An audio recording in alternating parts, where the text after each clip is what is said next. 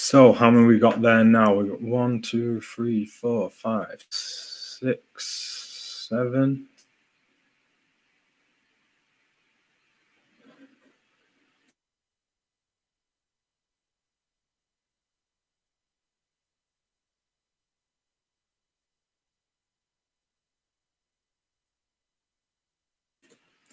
We got pretty much everyone in there now, right? Who was in the private group before?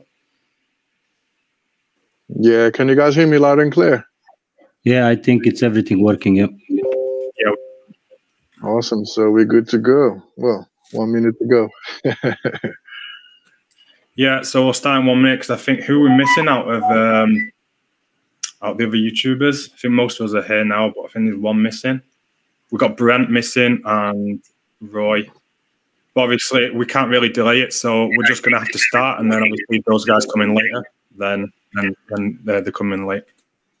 Yeah. Let's get started, and then if they join, they join. I think most of us are here now, but I think there's one missing. We've got Brent missing and Roy.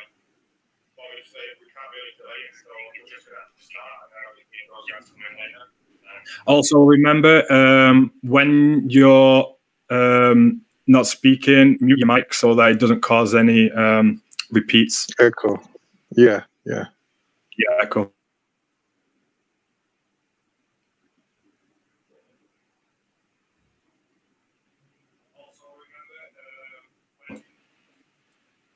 Okay, let's get going for today. So, guys, welcome to the podcast DeFi Chat Hub. Today is the first episode.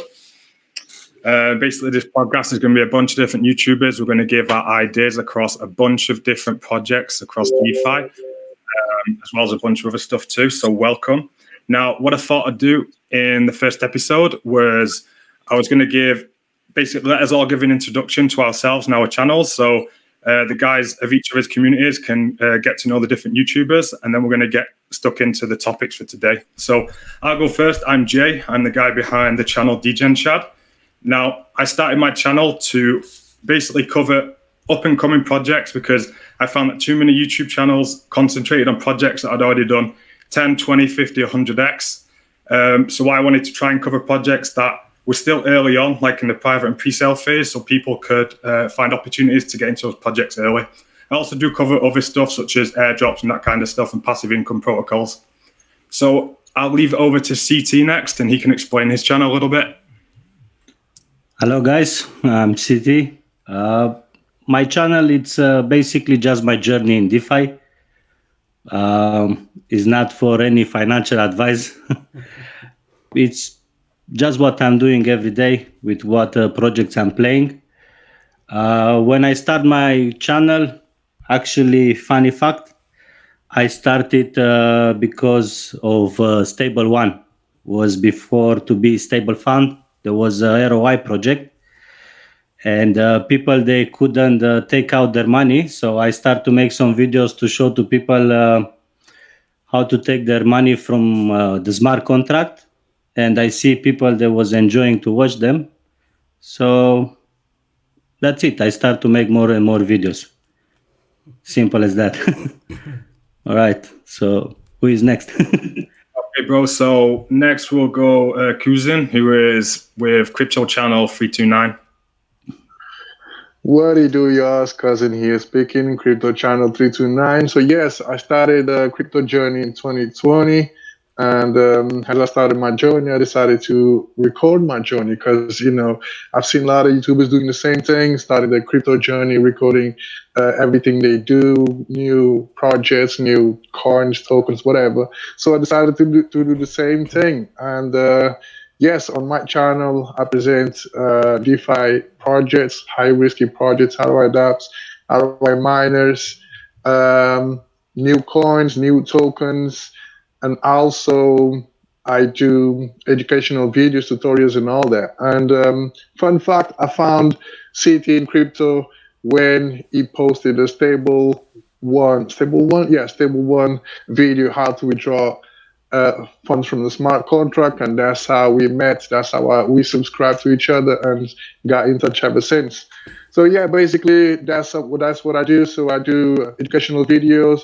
I show my crypto journey and show new projects, new tokens, and much more. So yeah, that's basically me. Awesome. So we'll move on to crypto next. Hey everyone. Basically, I started my channel February this year, and inspiration was it's Yada Crypto. He's my mentor in other, in marketing. We work together, and he like share his success in crypto, and I just was curious about learn about crypto. So I started my own channel, started to do research about different projects, and decided to witness my journey within crypto myself. All the success and failure. And whatever it's happened, just to go through and witness on my channel. So, and with that, start to record like upcoming projects as well, as it's every day we can get tons and tons of different projects, so not all of them can be exposed like some very successful one. So just give booster to those projects as well. And this is it. This is how it all started, and just growing day by day, I would say. Cool, great. So moving on, we'll go with Patrick. Hey guys, thank you so much. I'm Patrick. Most of you guys knows me by Zambacashflow. So actually, I created my channel a long time back.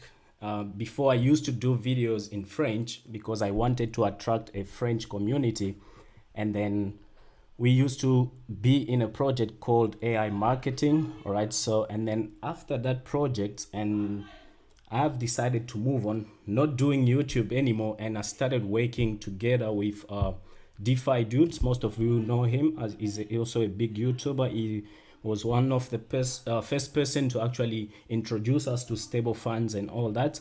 So I've been working with him and Craig for a couple of years, and then he actually gave us the courage to go into YouTube. So I have decided to go back to my channel, and from there I've been sharing multiple projects, and either it's tokens, new tokens coming up, new dApps, so all these crazy and dangerous projects which we get into.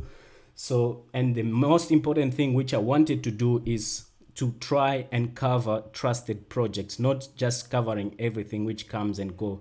So yeah, that's where we are. And yeah, thanks for having me. No problem, bro. So I think we got one more. Yeah, Abdul. So yeah, go ahead, Abdul. I know we got two. We got sontop as well. I'm gonna actually have to unmute you guys because it looks like I didn't give you guys admin permission. So I'm gonna give both of you guys admin now, so you should be able to speak. So wait, Abdul first and then sontop afterwards. Hello guys, can you hear me? Yes, we can. Oh yeah, hello. So I'm abdulrockscrypto. It's nice being here. My crypto journey actually started in affiliate marketing with one of my colleagues. I'm from the UK, and he CD Rocks. You may have seen him as another YouTuber. We started off with like a gaming project, and we just worked together, and then we went into YouTube. I've been around since November, December last year. I've really enjoyed the YouTube project covering. I do reviews on my channel. I have been doing reviews on different miners, just the success and failures. As regards to meeting different people as well, learning from other big YouTubers as well that I've come across. Now I'm at a stage where I'm just trying to find some long sustainable platforms on there. So that's what my YouTube channel is about, just to try to find for those types of projects for my viewers. Really, that's all.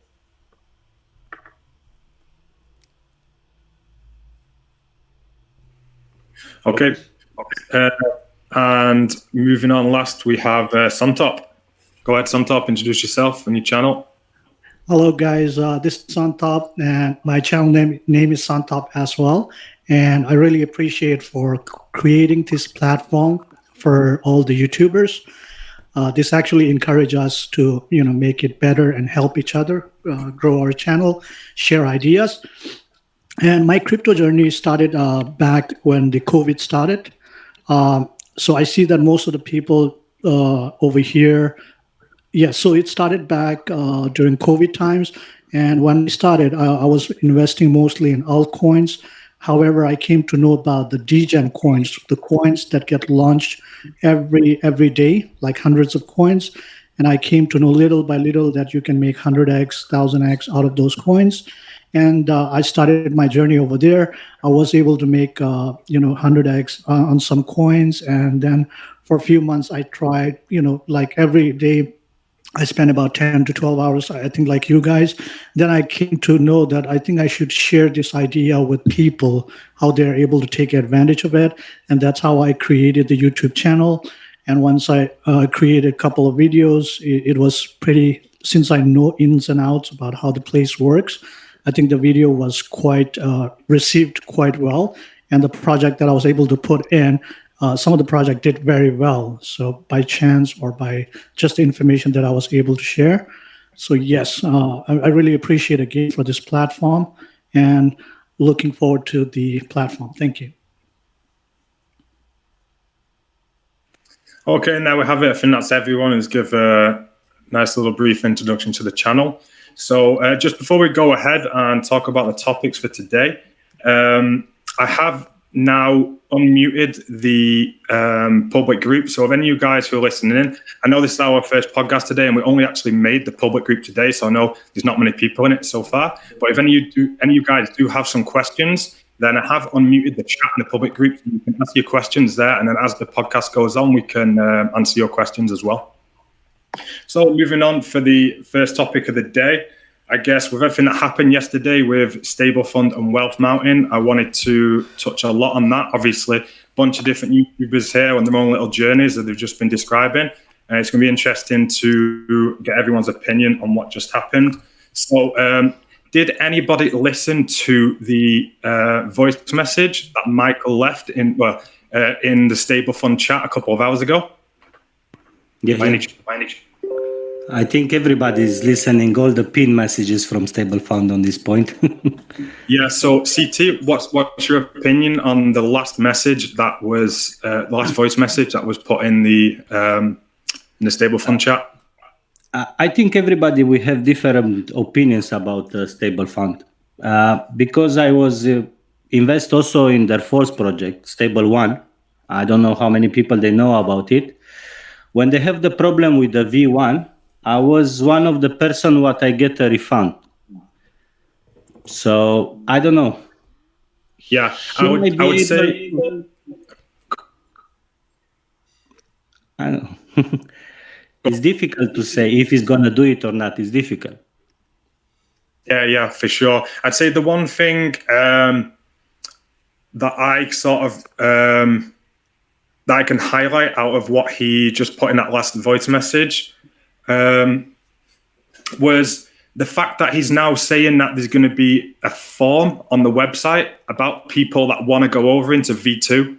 Now, yesterday during the AMA, he was very adamant that like the reasons for everything that happened was like the protocol like got too big and there was too much panic and too much selling at once, and the protocol couldn't support it.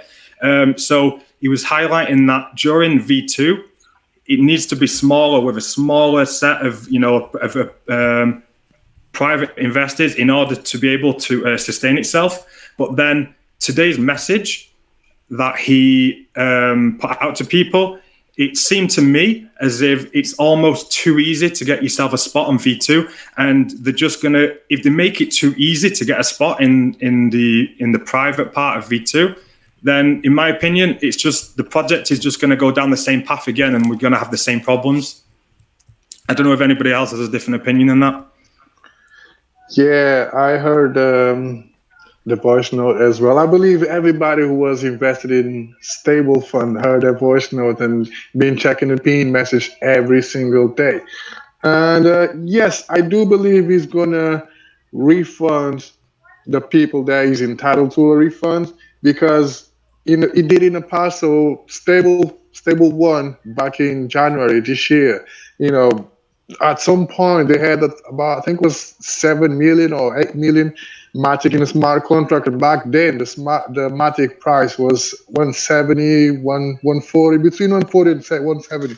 So there was a lot of money in smart contract, and the smart contract had the issues, and a lot of people weren't able to withdraw. And they said, okay, people were not able to withdraw. I will issue a refund. And usually on DeFi, if you've been on DeFi for quite some time, you know that it's very hard to see a guy saying, "Hey, I'm going to refund you." You know what I'm saying? So that's kind of unique. And from there, people start to build trust on Michael and the Stable One team, and then from there they built V2, V3, V4, and then ultimately the Stable Fund. So what happened with Stable Funds? Honestly, I don't really know what the FUD was all about, because the people who were invested in Stable Fund were making money every day, 1.5% every day. And regardless of the FUD or no FUD, I don't understand why people decided to cash out and start panicking, because either if there is no bot, let's say there is no bots behind the scenes doing the trades. Okay, it doesn't matter, because all three smart contracts, well, apart from Matic, all smart contracts were growing every day, because people were compounding, investing day by day. And obviously, every single project will have furthers. And usually furthers are those ones that invest less than $1,000. Okay, that's the truth. They invest $100 and then they start feeling like, oh my damn, I deposit $100. I'm not gonna sure if I'm gonna ROI when this guy he deposit $100,000 and he's taking all the money out. So they start panicking and they start spreading fear.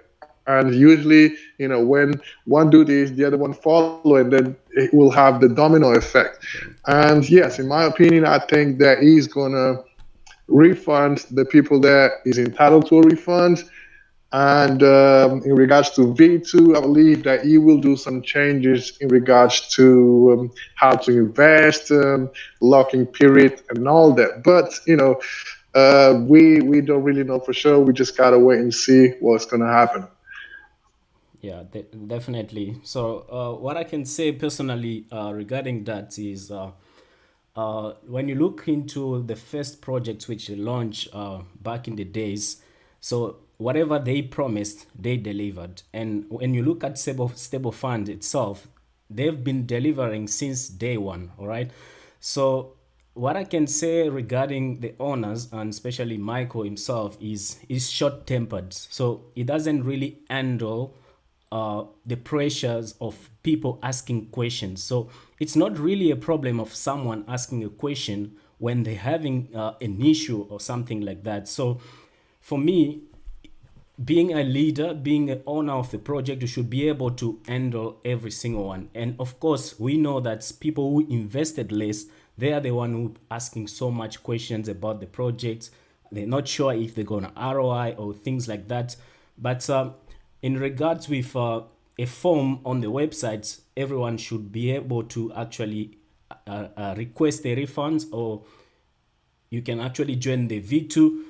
I don't really think it's really a good idea to have that option for someone to go to V2, because now it's going to give easy access to everybody to go, while they say that they're going to have a limited number of people joining the V2. So probably for me, what I think, they could just leave a form for someone to apply to get the refunds, and then apply to go into the V2, all right? Probably, I don't know, not like you're not getting your refunds and then you just apply for V2. So if you only apply for V2 without getting your refunds, meaning you already qualify for the V2. So they're holding your money still. So meaning you are already in the V2.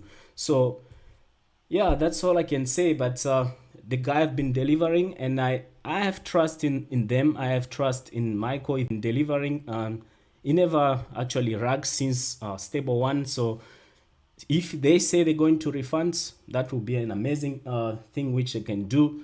So if you can get your refunds and get access to apply for V2, that would be great. And then they can do selection of people who can go to the V2 if they want to. So yeah.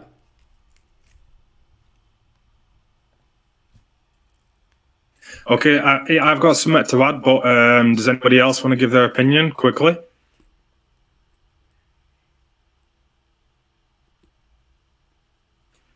No, okay, yeah. So, yeah, I mean, I pretty much agree with everybody. You know, the fact that he refunded people on previous projects and the way that he paused those smart contracts, you know, everything points out that he does want to refund people at least their initial investments.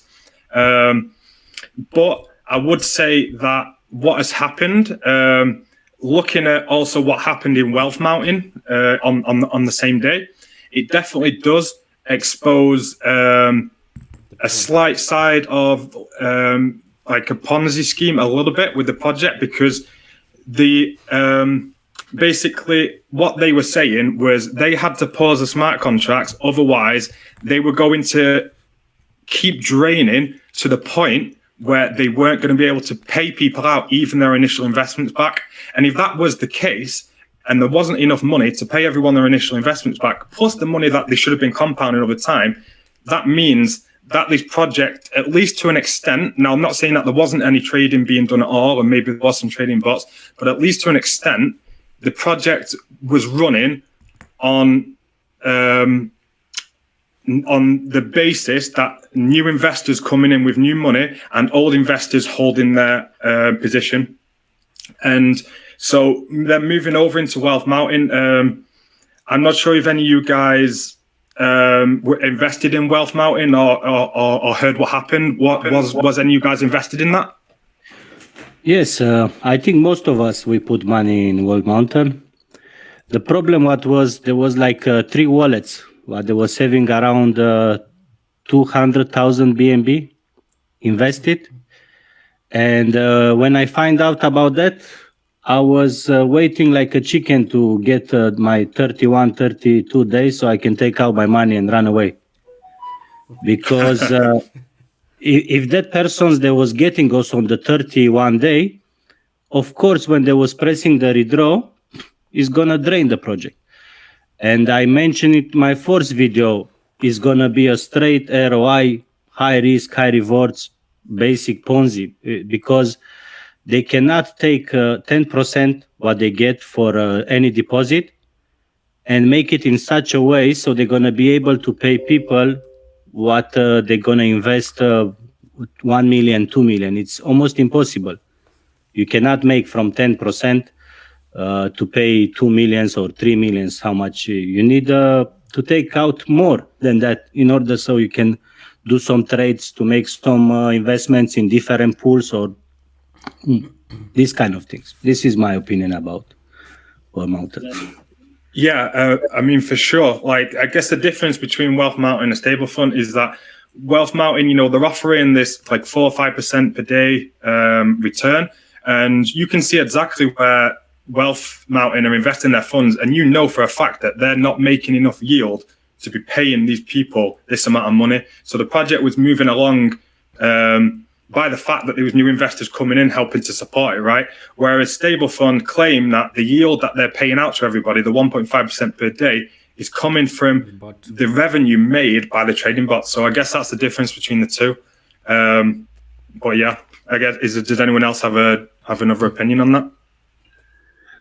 Yeah, Wealth Mountain for me was a straight ROI DApp from the beginning. A little bit different from the usual ROI DApp, but for me it was always a straight ROI DApp. And that kind of project you have to get in when they launch, okay? So you have to get in when they launch so you can make the most of it. Because if you get in 30 days later, the guy that jumped in on the day one, once he hit day 30, you know, he's going to be on, what, 3% or whatever, but he's going to be way ahead of you because you still have 30 days to go. By the time you reach day 30, he's going to be on day 60. And then from day 50 onwards, you're getting 5% a day. So if you invest like 10,000 and the small guy only invests 1,000, By the time the guy gets to day 50, he's going to get 5% a day. Okay, so you just imagine how much money he's going to get. And Wealth Mountain was just a TikTok bomb, because when I reached day 30, so I was talking to CT as well, and when we reached, I said to him, when I reach day 31, I'm out, because sooner or later this thing is going to collapse, because there were a few wallets with a lot of money, a lot of investments, and they were in very early, so they took the most of it, because they rolled with the project all the way to 50 days and beyond, and then they got to a point they were like, okay, let's take this money out. And I took my money out, so I unstaked everything on day 31 or day 32. And then a few days later, the smart contract went from I think it was 2.2 or 2.3 mil all the way to 1.7. So I was like, this is it. But for some reason, the contract grew a little bit, but eventually it would collapse, because there's no way that the smart contract could sustain paying 1.5% every day to a lot of investors, and without no new money coming in. So eventually, the big guys, the big whales, decided to withdraw, and there was the domino effect that everybody started to cash out, and eventually it went from 1.7 mil to 0 in about 5-10 minutes. It was really quick. So yes, straight ROI that. And the ways they could change the Wealth Mountain on a V2 is just stick to 1% a day, or even 1 to 2% a day max, and that's it. Max out your wallet. So once you reach like day 50, for instance, and or let's say day 100, if you go to 2% a day, you make 200% on your investment. And if you want to continue earning your rewards, just make a new deposit or compound or whatever, you'll have to take action, okay? Because Wealth Mountain, there were no limits, okay? So if you were in from day one, the project lasted all the way to 111 days. Imagine how much money you would have made if you were from day one all the way to day 111. Okay, but yeah, that's just my opinion.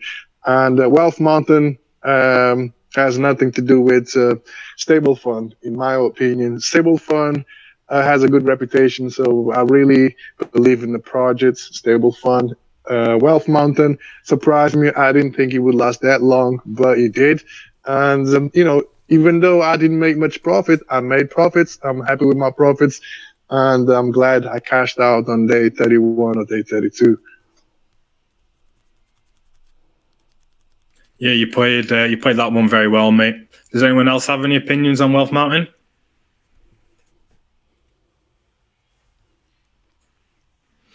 Okay, so I guess from that, what we can gather, I guess all of our opinions are kind of the same, in that with these projects, the important thing is just to be there at day one. Because if you're that guy getting in a couple months afterwards and you're stuck in your investment for over a month, then you're going to be the guy who's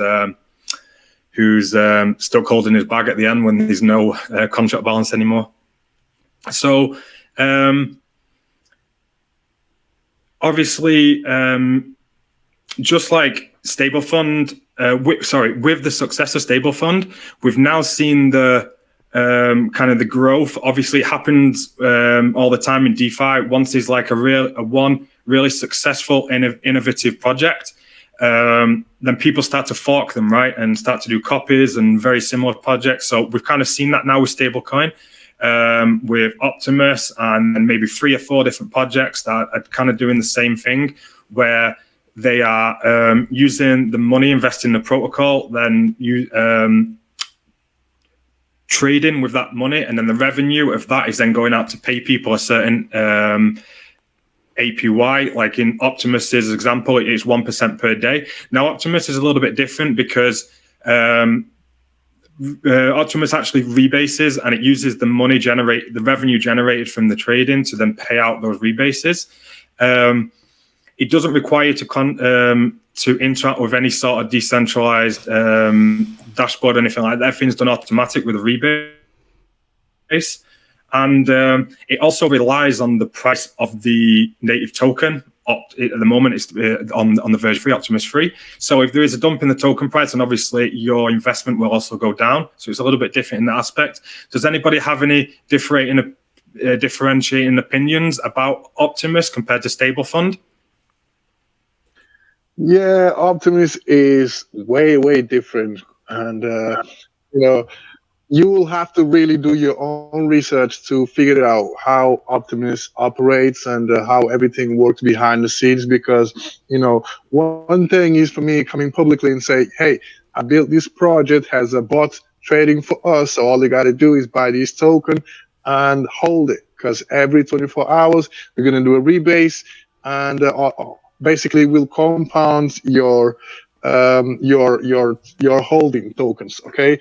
But if you do a little bit of research behind the scenes and see, okay, where the funds go, who's holding the big bags, and I don't really want to talk about it because I don't want to say things that I shouldn't say. But all I can say is you should really do your own research before you invest in Optimus or any other project, because some devs will say, okay, there is a bot behind the scenes, and everybody will believe because stable funds say there is a bot behind the scenes, and then now everybody can have a project with a bot behind the scenes.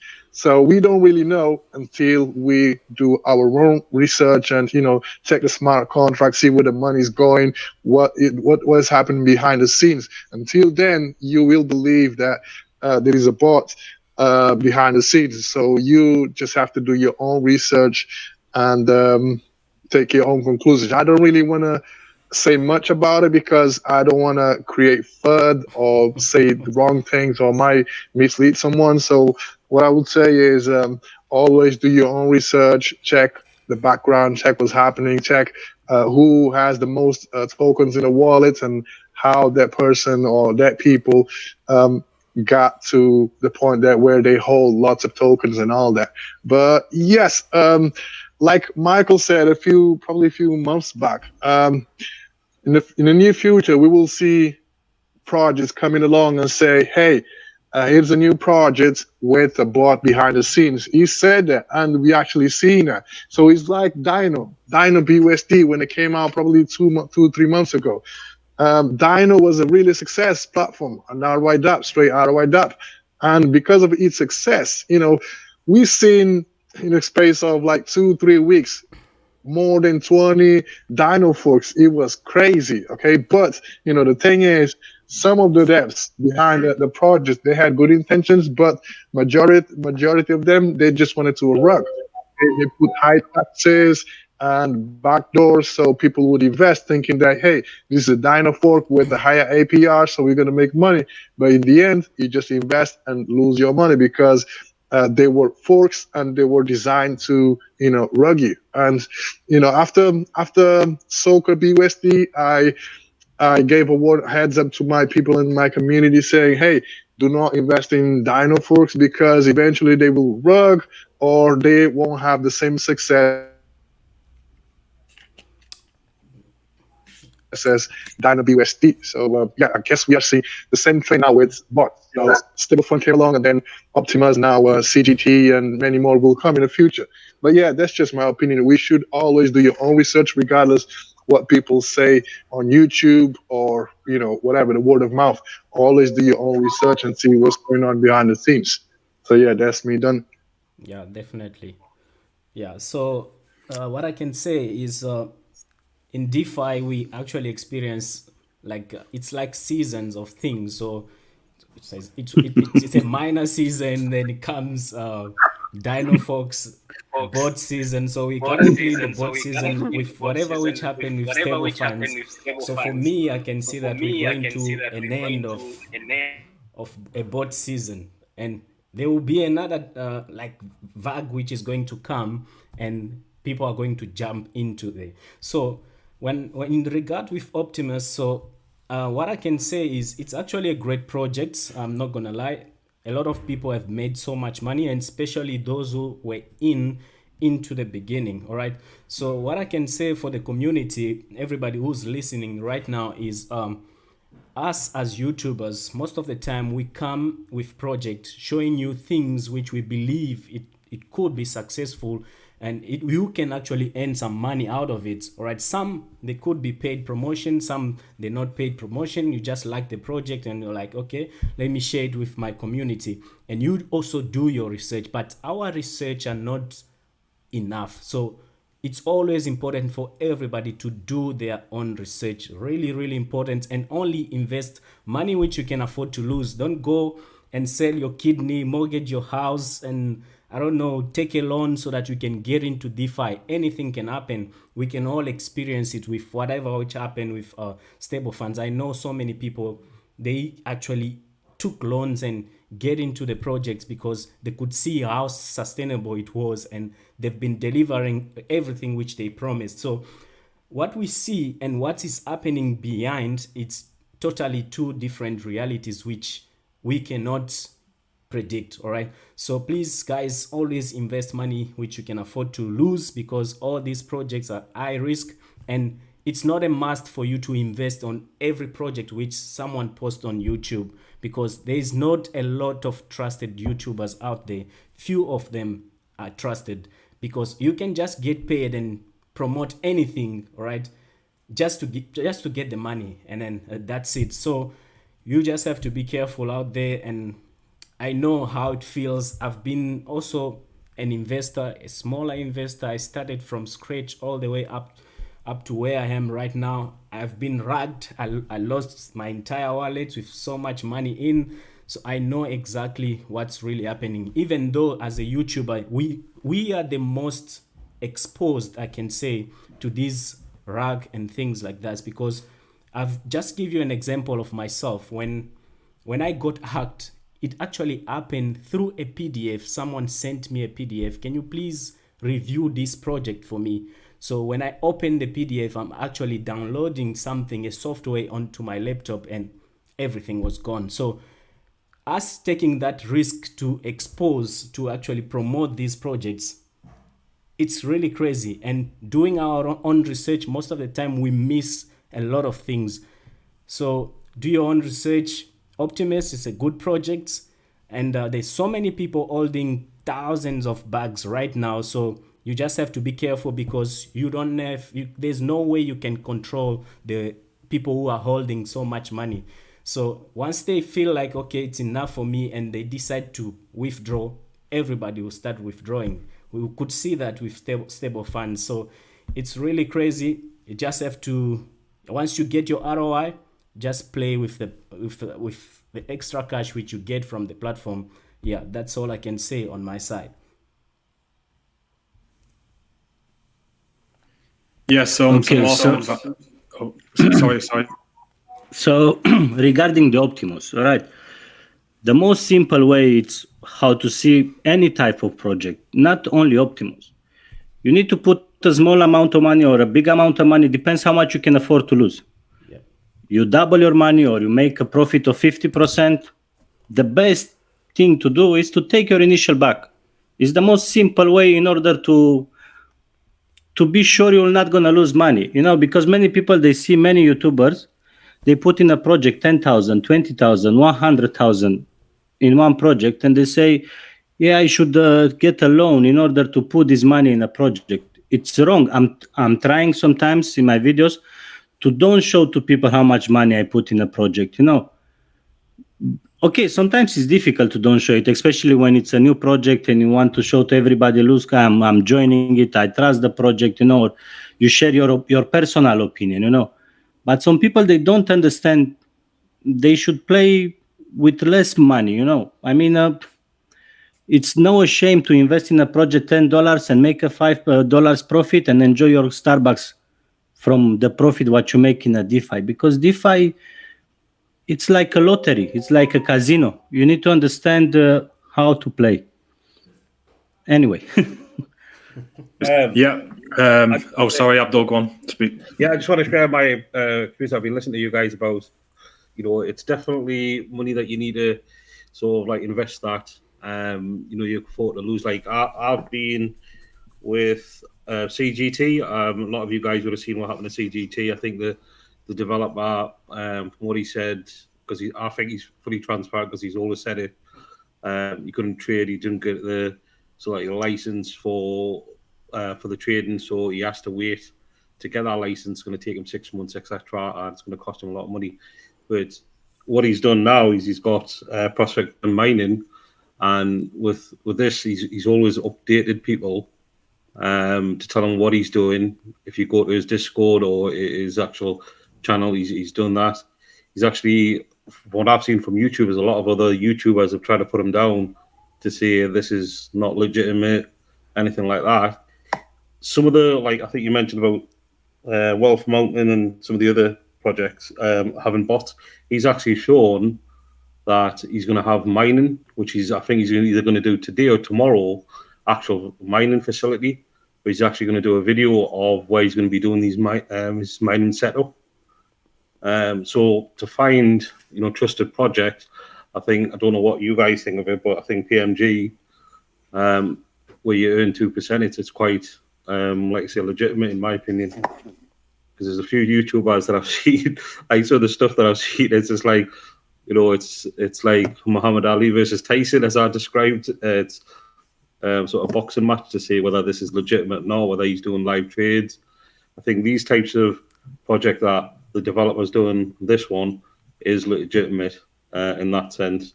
There is a few projects that, they say they do bots, they say they've got this, but you don't actually do it.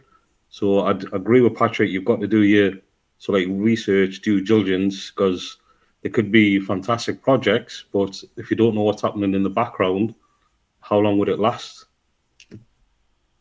That's what I would say.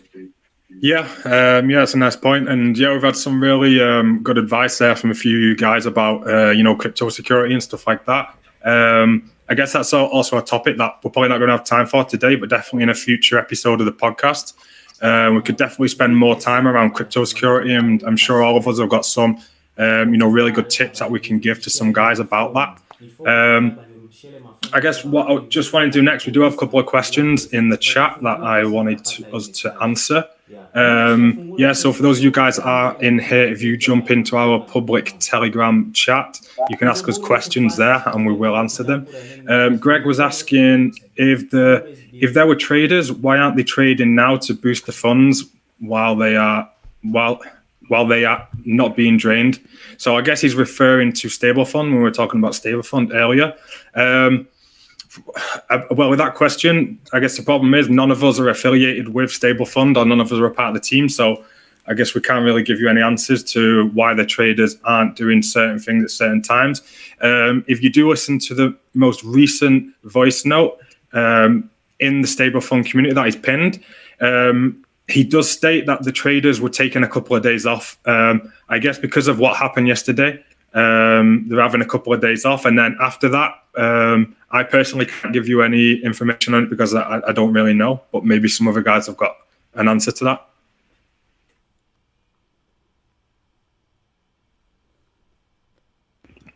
Sorry, I didn't get the question. He was asking if because with Stablefund, they have traders behind it, right, who are doing the trading, and he wants to know why the traders not trading now, even though the contracts are paused. This is difficult for us to know. We can exactly what I said. Just talk about what Michael he was saying in the MA. They say the guy, he was not able to make a profit for the last 3 days, and from the message what I understand today, the traders, they are tired, so I don't know. Yeah, that's what he said, right? He said they're taking 2 days off. Yeah, so when you look into that, it looks like I believe that. Go for it. Yeah, so according to Michael, he said that everybody's having a break, a pause, because I believe that he and his team members were under a lot of pressure for the past few days. I don't really pay much attention to Telegram groups because most of the time it's just crap, always asking the same thing. Oh, what happens after 28 days? how do I this, how do I that. Come on, man. If you are investing in a project, you should do your own research before you come to the Telegram group and ask silly questions, because all those questions that majority of the people were asking, they are on the website FAQ. So if you go there, you will find every answer. Okay, but a lot of people are too lazy to read, so they just go to the TG group and ask the same question. So that's the reason why I don't spend much time reading messages. And I really didn't understand what the FUD was all about, but I believe that those guys, they were in such under pressure that from the previous AMA, Michael was really upset. He was angry, and he was you could tell that he was raging. And I believe that they definitely having a break right now, because if there were people actually trading, trading, it's time consuming. You have to do lots of technical analysis. You have to check what's trending, what's not trending, what's the trading volume and all that. So it's not easy doing day trades. And when you're dealing with millions, it's a big deal. So you have to be focused, and you have to be on top of your game. Otherwise, you're just gonna lose money, and there will be no revenue for anyone. And yes, I believe at the moment everything is at standstill. So the funds must be. Last time I checked, were in a wallet. So the 10,000 BNB and I think it was 70 mil BUSD were in one single wallet. So I haven't checked it yet since then. So I don't know if the funds are still in the same wallet or they shifted around. But I believe that They move the funds. They move the funds. The funds, yeah. So I believe Michael eventually will say, "Hey," he says tomorrow he will give us some news with a form to apply for the form for the refund or to join the V2. But yeah, in the long run, I believe that he will do the right thing and refund people, because at some point, Matic contract balance was around 3 point something mil. BUSD smart contract was around 25 mil, I think was the highest peak. And BNB, I think, was 11 or 12,000 BNB in a smart contract. So they had a lot of money. They could split for 10, 20 guys, and everybody would be settled. Okay, so they didn't they didn't run away. TG is still up and running. So I believe that he will do the right thing and refund people and crank up the V2. Let's hope then. Well, I think one thing we can all agree on there is that we all seem to have the same opinion on that. Like crypto has trends, right? So usually there's one new innovative project that comes, is a success, and then you start to see the forks and the similar projects that come. And I guess we're kind of in that phase now with the trading bot stuff. So, you've got to start being very careful, because there's going to be some rug pull projects coming out at the moment. And if you are getting in projects, make sure you're getting in there on the first day, because if you're that guy who's jumping in after 30 days, then it's going to be much higher risk than, if you were to get in on day one. So that kind of brings me into the next topic that I wanted to talk about. And so, considering now maybe we are kind of at the end of that wave of the trading bot protocols, do we see any new upcoming trends in DeFi at the moment of projects that are performing well? Now, I've seen a couple of you guys invested in Pizza Tower and some of the forks of Pizza Tower. Have any of you guys got any opinions on that, and whether you think that, or if you guys can see any new trends in the market at the moment? Yeah, so personally, I can say the Pizza Tower is actually what is coming. That's what is going to be more popular. As you can see, we have already, 3 or 4 forks already of the project. So people just need to be careful with whatever projects which are coming out, and especially this time of the year.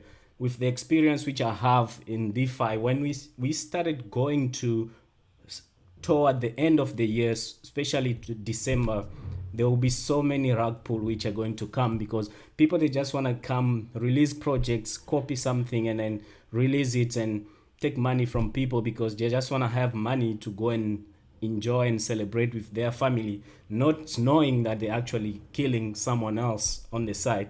So it's something which we should look into.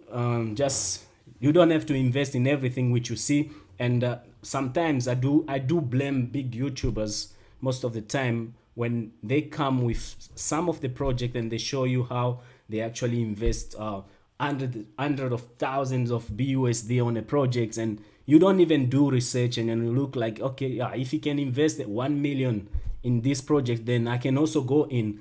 But you forgetting that it's been there probably since the beginning, and it's been compounding to reach to where it is. So it's something we should also think of and consider, and especially at the end of this year, so many things are going to happen. So you just have to be careful and always use a ledger. If you don't have one, I will recommend you to go get one for yourself, because things are going to go crazy for the next few weeks, which are coming until January. Yeah. I just want to mention as well, for many people, if you try to check up on some kind of new project or so on, if you bond your wallet with that, contract, try to undirect, it just costs few cents, but, it's better safe than sorry, to be protected. Just undirect your wallet from any of those suspicious projects after you checking them out or investing, because, they just swipe your wallet and that's it. So, yeah, just be careful, guys.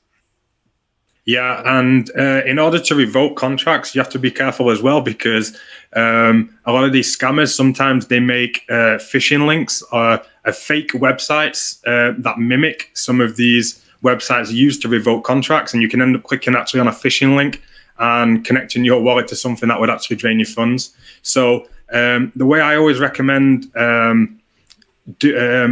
if you want to go into a Debank or any of the apps which revoke contracts, is I always think the safest way to find the real link for a website is to search for that project on CoinMarketCap, and on its page on CoinMarketCap you will find in the link section a link to the website, and that way you will know that will be the official website to the otherwise, sometimes when you just search for it on Google, there can be phishing links that are hidden within the Google searches. Sometimes scammers have been very good at being able to get their links hidden in there in one of the top searches on Google. Yeah, that's it. You are absolutely right. So that's why how I do my research. Because you go on Google, and back then when farms were trending, you could see lots of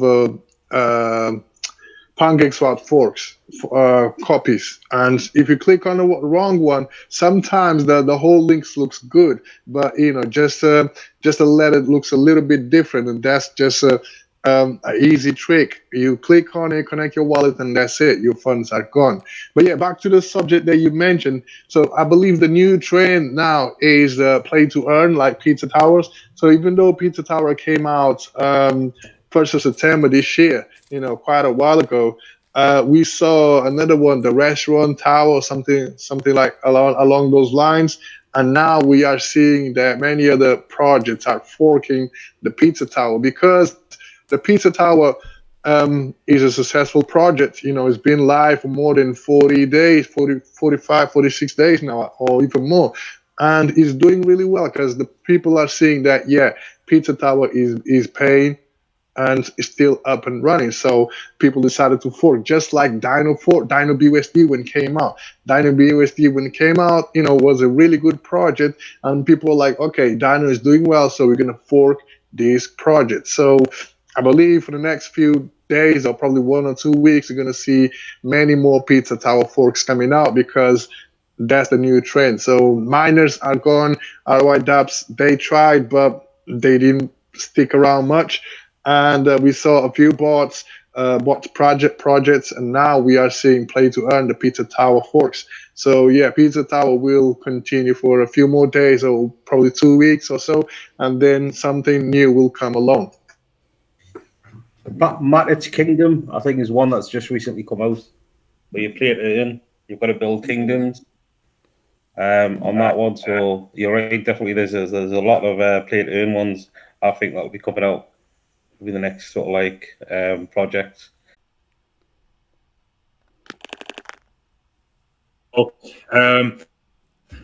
I guess whilst we're currently maybe not training at the moment, if you are going to get in one of the projects, make sure you get in at the start, and just always keep in mind that these things aren't going to last forever. These trends don't last forever. So it might only last a few more weeks, and then we might move on to something else. So everything is very time dependent, basically.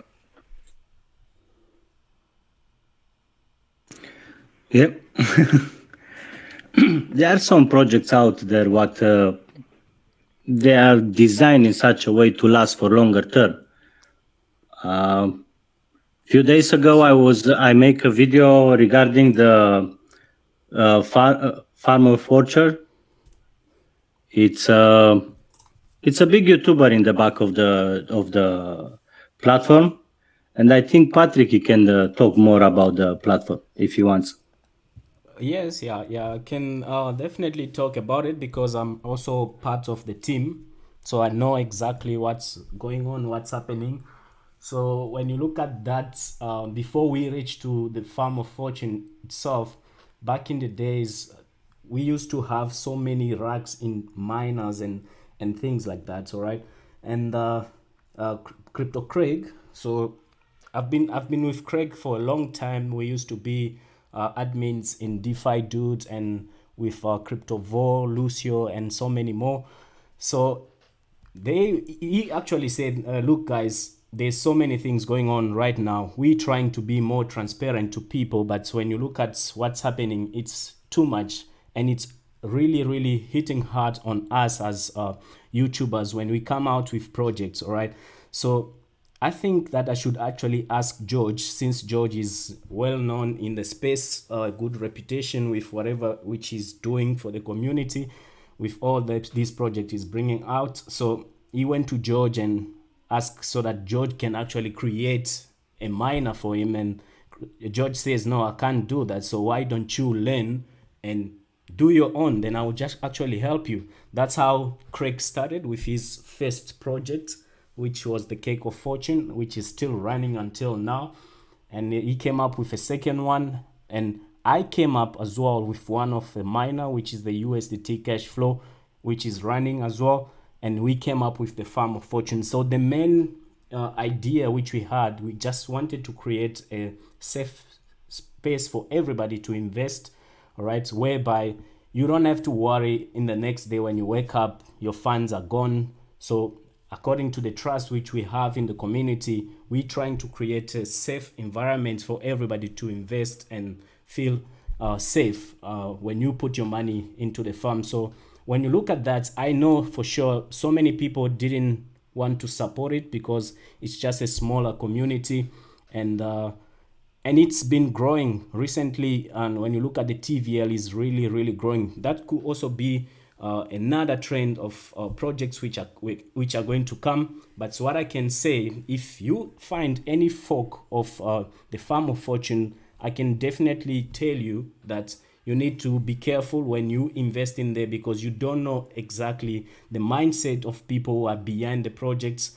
And when you look at Craig and everybody in the team, we've got a good reputation in the space. So people trust us with the funds which are actually going to the mirrors pools and syrup pool to actually generate extra income to come and feed into the TVL. So because when you make your deposits, all right, actually 50% of your deposits goes into the syrup pool, where we can generate an extra income to bring back into the TVL, and it's 42% which stays in the contract, and 8% goes to the developers and for marketing and feeds the previous project which we had already in the past. So since we launched our ecosystem, the Fortune Hunters, from the first project, second, third projects, there's no one who have been paid. All right, all the money from the dev fees and everything have been put into a syrup pool where we're generating more and feed back into the contract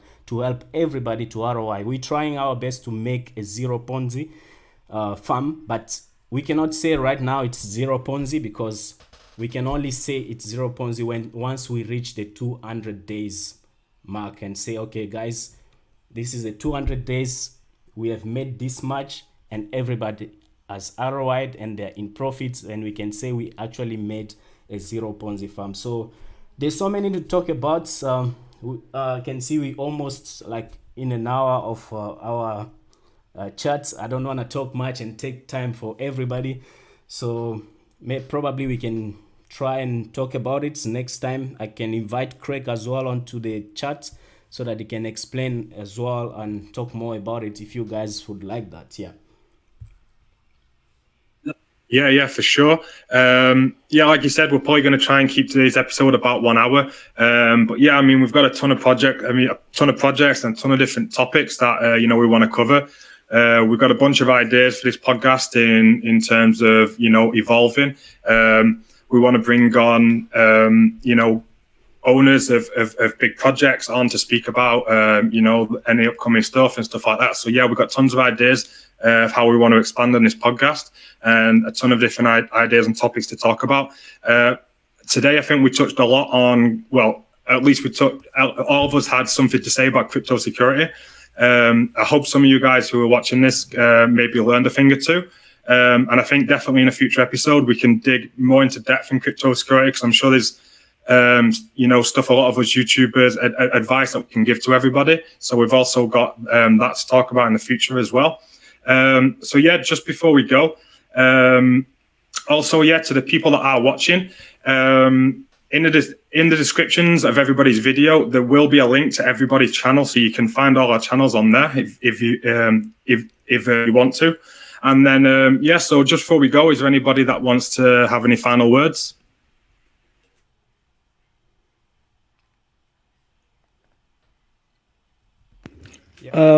I think Patrick said.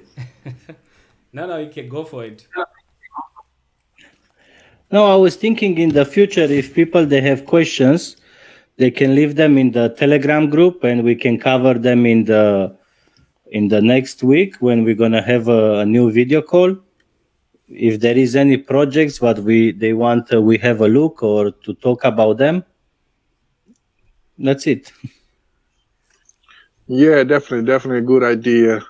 We are open to suggestions, questions, whatever the query that you might have. You can put it on a chat, and then we can discuss about it. We can review the projects, and we're gonna give you our honest opinion and how everything is supposed to be. We're just gonna give you our opinion, and then you will have to make your own conclusions from there. But yeah, definitely many more podcasts to come with more projects to talk about, and security stuff, educational stuff, because crypto is not all about money. We have to educate ourselves and be smart, because scammers are getting smarter too. So we have to stay alert, and we have to avoid getting rugged and lose our funds. So we gotta educate ourselves. I just want to say as well, for anyone who is participating, invite your friends to the group, because in future we're willing to do different giveaways for community, and just spread the word about DeFi, our opinions. And if you don't want to lose our channel, just pin our channel to the top of your Telegram to be staying updated about future MAs and so on. Yeah, thanks for today, guys.